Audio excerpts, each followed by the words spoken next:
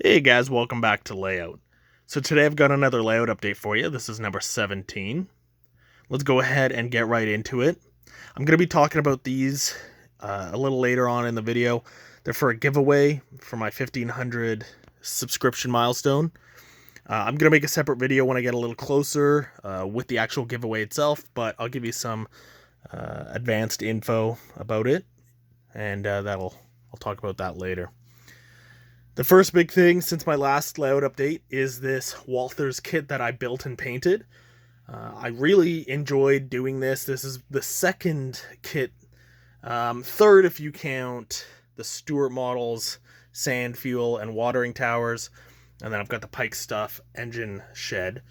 But this is the first one I've really painted and weathered up, and I had a blast doing it. I've never really been one for model building, and this was my first big tackle other than the Pike stuff engine shed, and I had a blast doing it. I think Walthers is just a little bit more beginner friendly, and painting and stuff like that, I had a really good time. So I think it came out really good. There's still some things I want to change and touch up, but it's not glued down or anything, it's just placed, and I think it looks great. Really happy with the way it turned out. And as you may notice, there are two pieces of rolling stock. I've got two boxcars there instead of the one that used to sit, so that kind of gives me an extra piece rolling stock I can have on the layout. This is the brick freight house by Walthers. I didn't kit bash it in any way, just kind of how it came and painted it up. My cat seems to like that.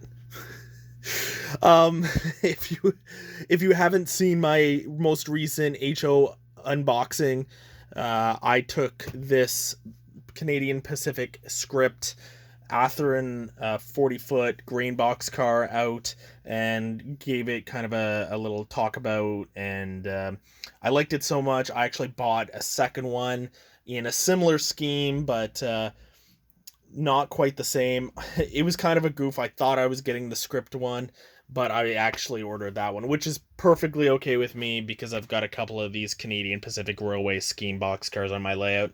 I think they look great. I'm really excited to have them on my layout. I think they look super cool. So yeah, I decided to buy another one.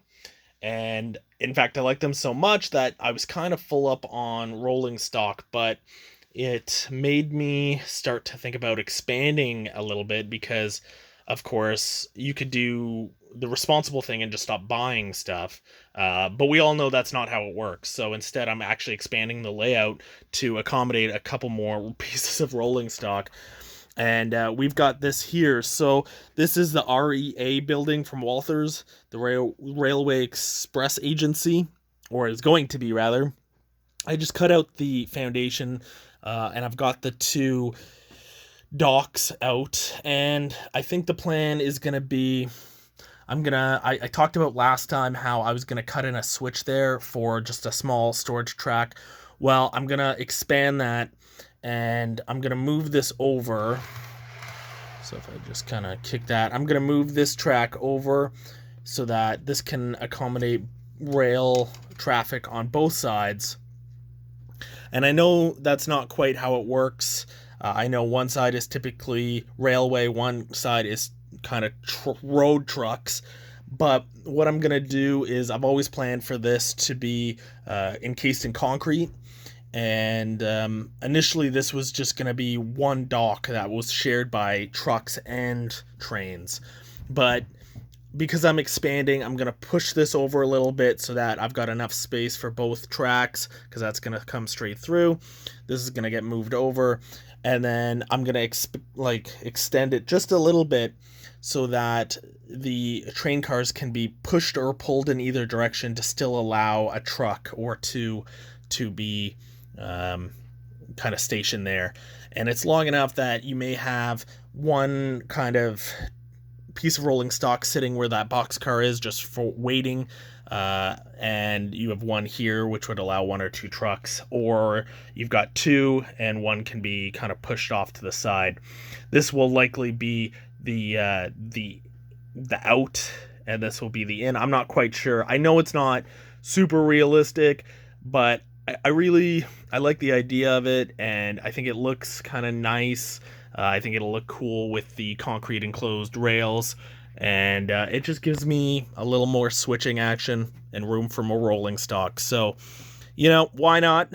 I definitely can't argue with that. So I think that's the route I'm going to take. I'm going to do a little more experimenting and make sure that's exactly what I want, but I think that is probably the route I'm going to go. Something to look forward to is I'm going to be replacing these LED strip lights. I got these off eBay for like $15 for 20 meters a piece, and they were good. They work fine, but they're a little dimmer than I'd like. On camera, they look fine, and honestly, for running trains, they're more than adequate. But I'd like something a little brighter, just because I still kind of, when I work on the layout, you can visibly see my shadow blocking my room lights. So, I ordered a couple new sets off Amazon for a decent price, and they're adjustable. So I think I'm gonna go with them and just replace the lights, and I'll cut them up and solder in the wire plugs like I have, and just re-glue everything. So that's exciting. That should be in next week, so that's really great. The last thing I wanted to talk about is the giveaway. So I'm creeping up on 1,500 subscriptions, and that's really great. I really appreciate all the support everybody's given me. I know I kind of left and came back, but then I was at N scale, and I was doing the car thing. I'm still kind of doing the car thing, and then I came back to HO, and I know it's been a bumpy ride, but ever since I've been back in HO and coming out with videos a lot more regularly, a little more consistently, the support has been great. I appreciate all the comments, all the likes, all the subscriptions, and I want to give back like I normally do. So currently I have these two. I may grab something else. I may not. It kind of depends on the situation, but I bought this Athearn Ready to Roll CP rail boxcar with the multi-mark scheme. And then I have this Canadian Pacific Railway boxcar as well. They're both 40 feet. And that one's obviously by Atlas. The Atlas one, I've run on my layout and kind of tested.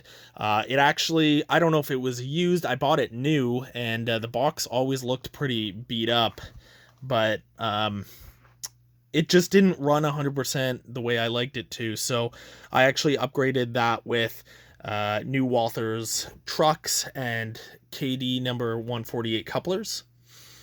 And I'm going to include a pair of KD couplers for the Athearn as well, so that if you want to get rid of the McHenry style plastic ones, you can. And just that way, whoever gets it, hopefully when they see it cruising around the layout, they think of me. Maybe not, but maybe. So that's going to be a separate video though, where I'll actually talk about the rules, how I'm going to do it, and stuff like that. So keep an eye open for that, because I am creeping up faster than I expected. So that's really exciting. Really happy for that. And yeah, so other than that, I have just been enjoying the layout. I'm going to start poking away at this kit. And once I get the switch in, I'm going to cut it in. I've got another switch coming that I'm going to replace the one underneath, because as I mentioned, I kind of took the point rails off and it's never run 100%. Nothing derails, but the odd time I do get a random short, and I'd rather have that above the layout so that I can kind of adjust it and mess with it to resolve the short issue. And have a brand new switch under there so I don't have to worry about it. That's about it. I've just been doing small amounts of maintenance. I had a kind of a sporadic derailment issue where I guess when I painted it and I was rubbing off the paint, I pushed this out of gauge a little bit, and so everything ran completely fine except for my Bowser DRS 441,000. The DS, like the diesel switchers, worked fine, but the road diesel switcher, or RDS? No, it's DRS, the diesel road switcher. always derailed right there. And so I've got just a little nail holding it. I'm actually going to throw some glue on it. Or maybe I'll just paint that nail. I'm not quite sure, but so stuff like that, just quality of life stuff. Everything seems to be running really good. I'm still looking for a track cleaning car. I can't really find what the minimum radius for any of them are, so I'm really hesitant to buy one. For now, my poor wife has been giving up her makeup sponges so that I can dip it in acetone and wipe the track. It's a little easier than the Q-tips. So anyways, guys, thanks so much for watching. I'm sorry this video is over 10 minutes. I've been trying to keep them short. Thank you so much for all your support. Like I mentioned about that giveaway, keep your eyes open for upcoming videos about updates and giveaways and just kind of kit builds, stuff like that. Thanks so much, guys, and until next time, enjoy your bacon.